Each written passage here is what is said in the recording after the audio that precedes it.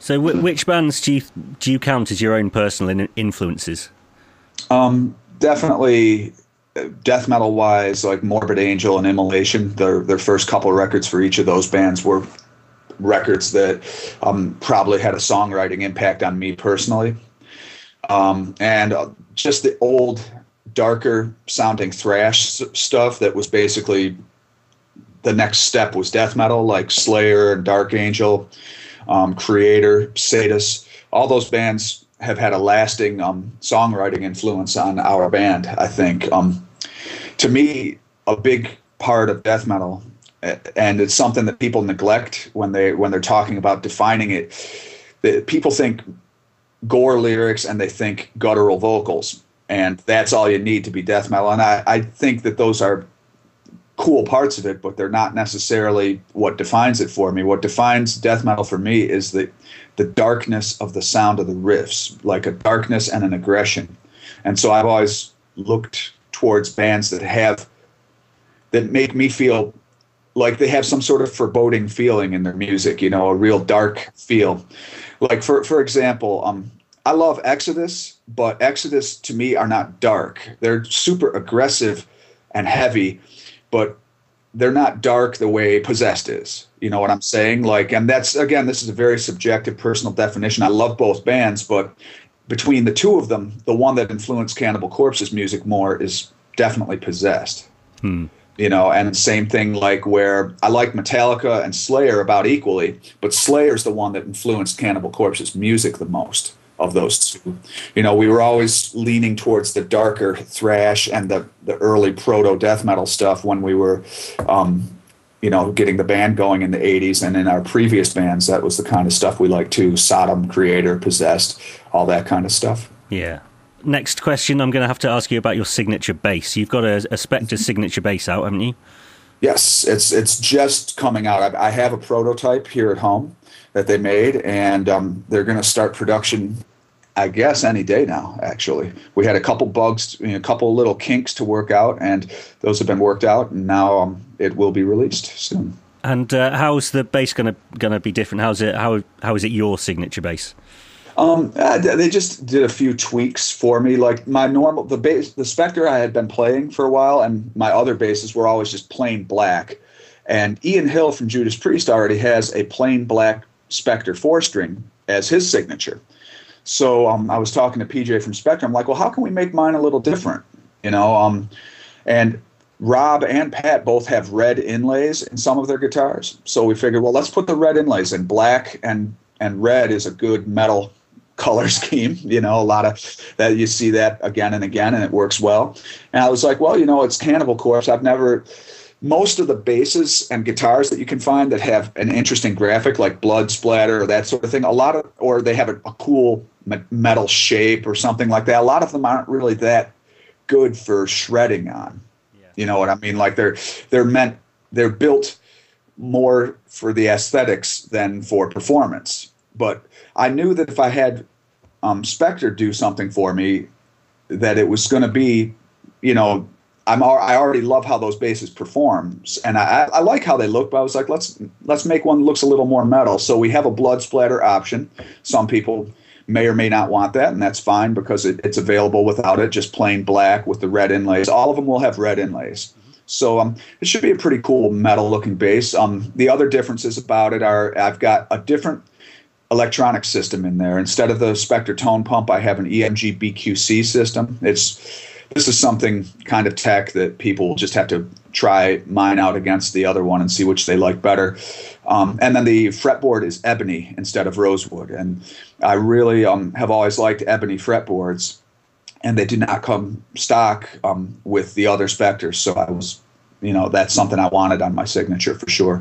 And the neck is also a little bit thinner and faster than a regular Spectre too. So it's just a little bit easier to play the really fast stuff on this one. So I'm very happy with it, and hopefully anyone who buys it will be happy with it too.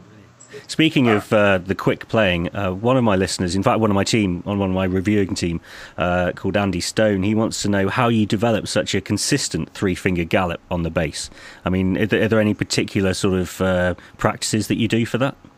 Well, it's something where I was trying to play one way, and it wound up developing into what it is. And hopefully we don't bore any listeners who aren't bass players, because I'm going to go into the nuts and bolts of it just as quickly as I can. But with your three fingers, you're either going to be going across from your ring, middle, index, ring, middle, index, ring, middle, index again and again. That's what I wound up doing.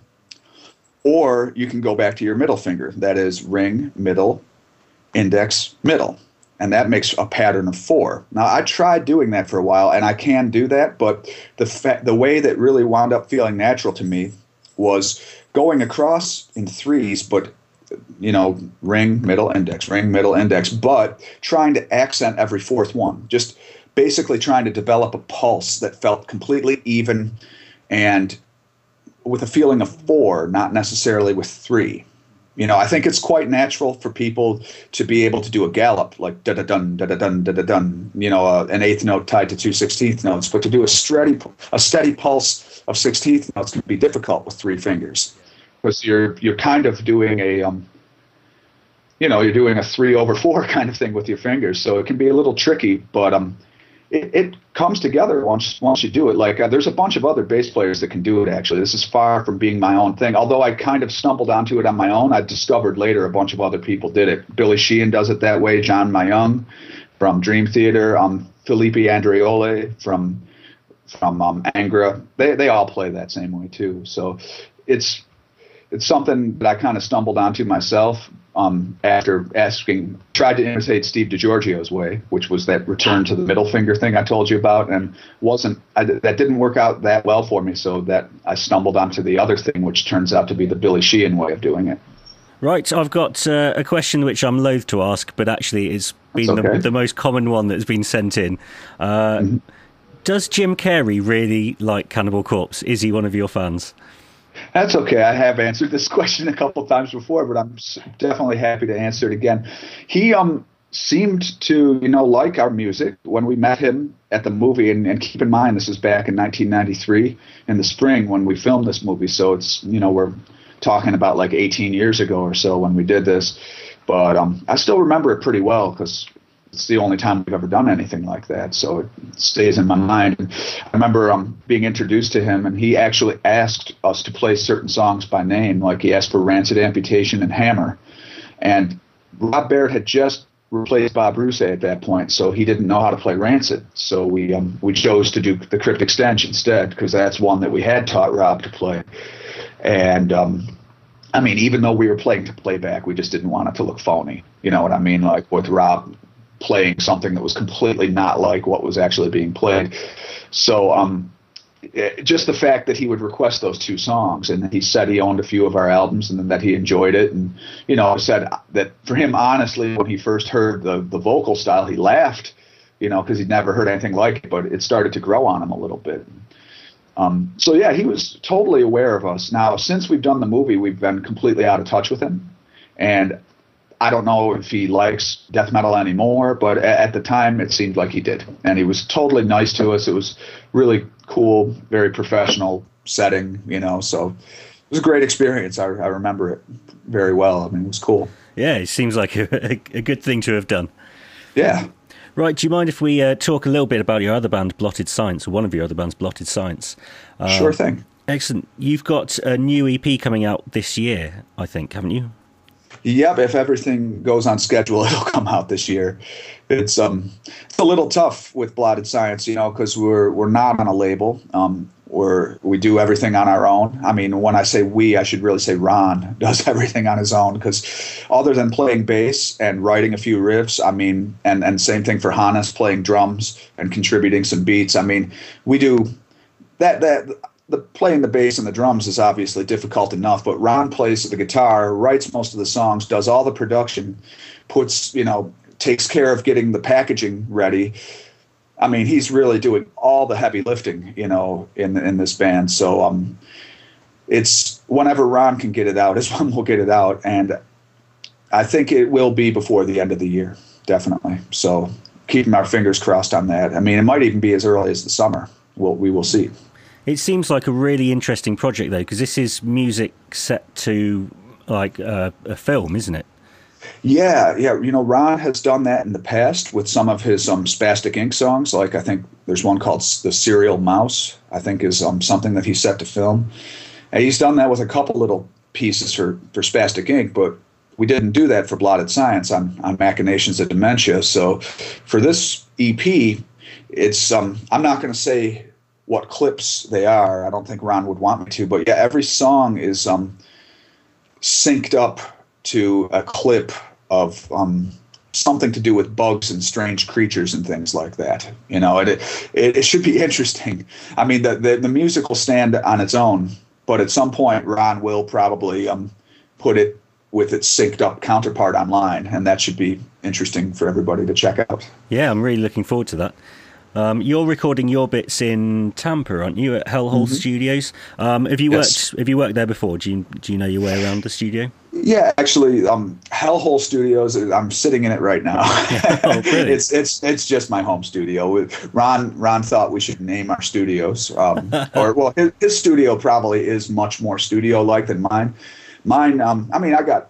It is a room where all I do is my music work, and I've recorded a lot of stuff in here, but, it's just a computer and, recording interface and tuners and a desk. It's definitely not a studio, but we figured we'd name it something. And I like the whole tone scale, and sometimes it's hot as hell in here because I'm in Tampa, and I'll just be sitting here recording in a pair of shorts, sweating.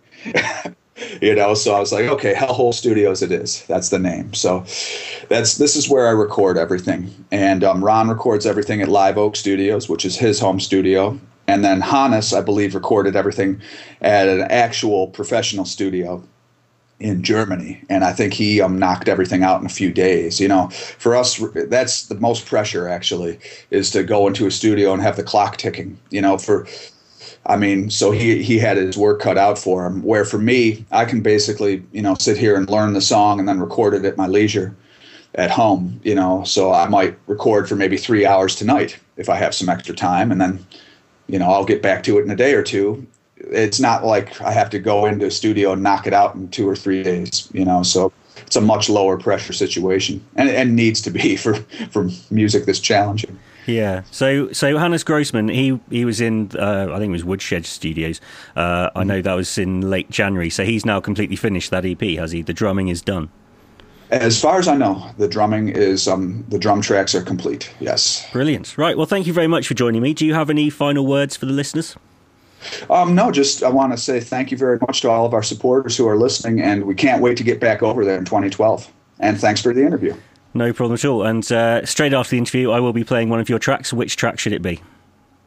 Let's try Skewered from Ear to Eye off of Evisceration Plague. Brilliant. Thank you very much, sir. Thank you.